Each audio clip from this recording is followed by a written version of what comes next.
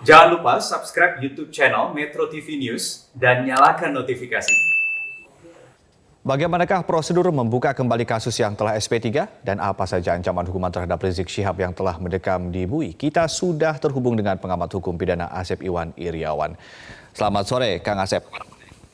Selamat sore, Pak Ade. Ya, bagaimana prosedur atau mekanisme membuka kembali kasus SP3 khususnya pada kasus chat mesum Rizik Firza ini? Ya, jadi pertama dulu kan kasus chat mesum itu di SP3 kan oleh kepolisian. Nah, ketika penghentian istilahnya dengan SP3 penghentian penyidikan dalam perkara tersebut. Nah, SP3 ini ternyata diperadilankan. Nah, peradilan ini oleh pihak ketiga ya dikabulkan oleh hakim. Nah, menurut pasal 82 ayat 3 huruf B, ketika penghentian penyidikan yang telah diterbitkan oleh kepolisian sebelumnya ya, dinyatakan tidak sah oleh hakim pra peradilan, maka kata-kata kuat menyatakan pasal 82 ayat ya 3 B huruf 3 huruf B yang mengatakan wajib dilanjutkan. Jadi kasus chat mesum yang bersangkutan wajib dilanjutkan untuk penyidikan atau penuntutannya. Nah, sekarang tinggal kepolisian wajib melaksanakan perintah hakim karena asas peradilan itu adalah res judicata propiat habitur. Putusan dianggap benar dan harus dihormati. Artinya apa? Putusan pra peradilan harus dilaksanakan oleh kepolisian. Jadi perkara penyidikan ini harus dibuka kembali. Kalimatnya wajib dilanjutkan. Jadi harus maju terus ke pengadilan. Baik, apakah lalu Polda Metro Jaya harus memulai pemeriksaan ulang atau harus ada novum baru? Nanti kita tunggu jawaban dari Kang Asep dan juga ulasannya usai jeda, dan pemirsa tetaplah bersama kami. Prime Time News segera kembali. Anda kembali bersama kami di Prime Time News dan kami akan lanjutkan kembali berbincang bersama Kang Asep Iwan Iriawan sebagai pengamat hukum pidana. Kang Asep, apakah Polda Metro Jaya harus memulai pemeriksaan ulang atau harus ada novum baru untuk melanjutkan membuka kembali SP3 ini? Ya, Mas Ade, ini kan penyidikan. Penyidikan itu tindak pidana sudah ketahuan, tersangkanya sudah ditetapkan, sekarang sudah dibuka lagi.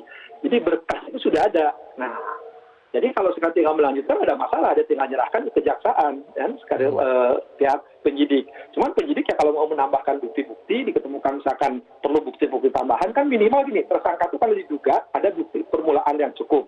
Permulaan dua ada bukti, ya, nah dua alat bukti itu alat bukti yang sah. Kan saksi sudah diperiksa, barang bukti sudah ada. Nah, kalau penilaian saya, pengamatan saya, apakah sudah cukup? Tapi kalau pihak kepolisian sekarang untuk meyakinkan nanti jaksa supaya bisa P21, ya silakan aja memeriksa kembali, nggak ada halangan untuk itu. Tapi sekali lagi berkas yang ada itulah yang bisa diserahkan kepada kejaksaan seperti itu.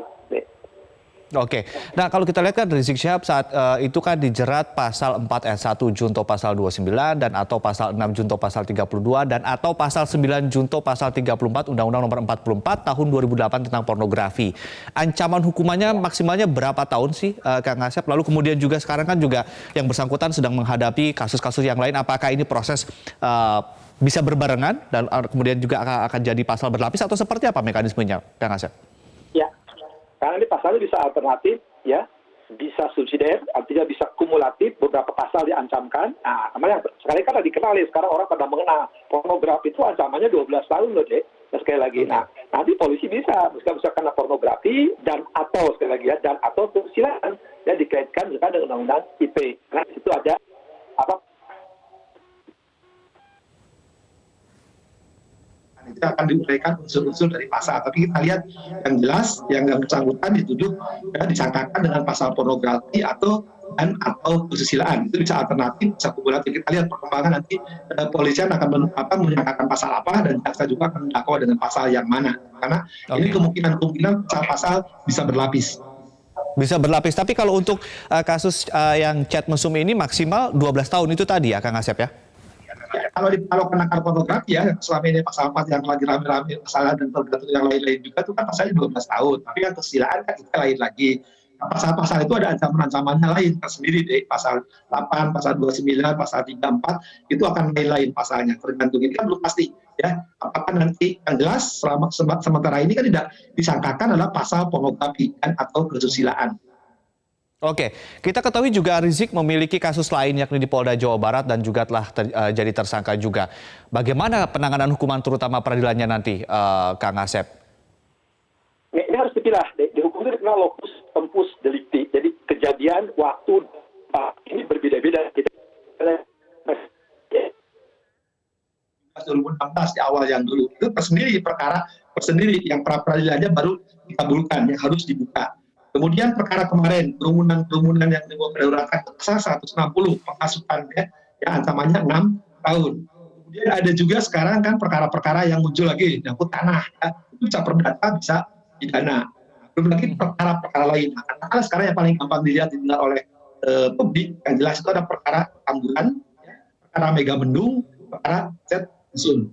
Ini hal yang berbeda, ya. Tidak bisa ini perbuatan berlanjut. Hukum memang benar berlanjut. Saat ini lanjut tuh. Saya di Jakarta, seorang, lanjutkan lagi di Bandung, betul-betul melakukan itu.